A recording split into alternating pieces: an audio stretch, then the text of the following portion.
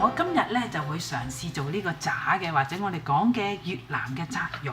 咁我咧因為係第一次試嘅咋嚇，所以我會用碎肉咧好少嘅份量，呢度85 gram。嗱，我就會用1茶匙嘅清水，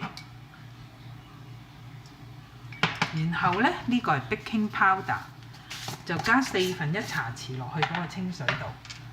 因為我豬肉唔係咁多啦，所以每樣嘢份量都好少，然後攪勻佢。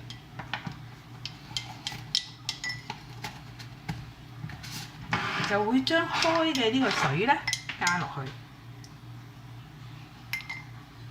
跟住咧我會加木薯粉，就加半茶匙，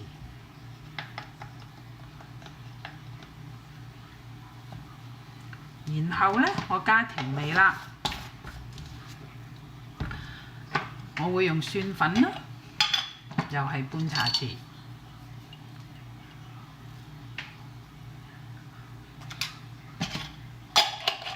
洋葱粉半茶匙，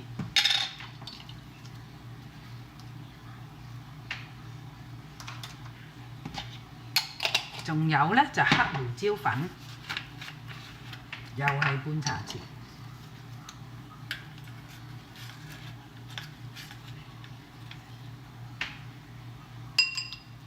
嗱，跟住咧就加魚露。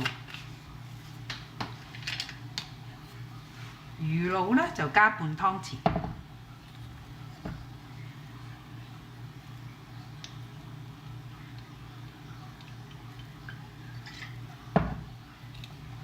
跟住砂糖半茶匙，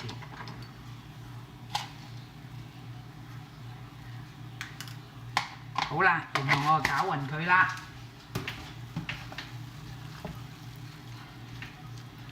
嗱，攪勻佢咧，一方面咧希望攪到佢起膠，另一方面咧就係要佢嗰個調味勻勻，咁所以要攪耐少少。咁我咧就已經攪咗成3分鐘咯喎，咁佢都黏黏糯糯啦。嗱，我哋跟住咧就紮好佢啦。嗱，我就會用一張錫紙包好佢。睇下佢好熱嘅，擺落嚟。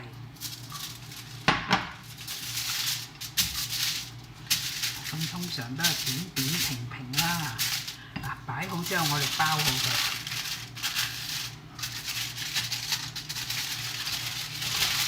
我唔需要咁大張啦。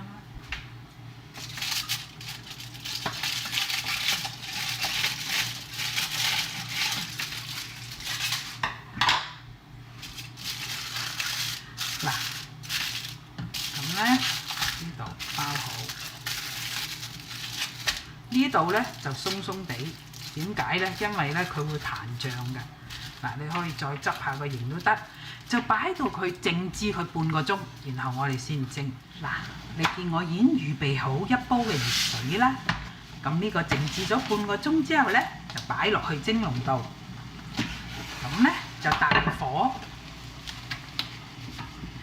火蒸佢20分鐘，咁就得㗎啦。嗱，咁攞咗出嚟咧，已經成半個鐘頭咯喎，摸落去都仲熱㗎，不過而家開都得㗎啦。你睇下幾靚個肉餅，佢軟軟地。我哋切俾大家睇下咯喎。咁我呢個咧就係用碎肉做嘅啫。嗱，幾靚。好易做，你見我做嘅過程又簡單啦，都好好味㗎。嗱，咁大家咧不妨試下喎。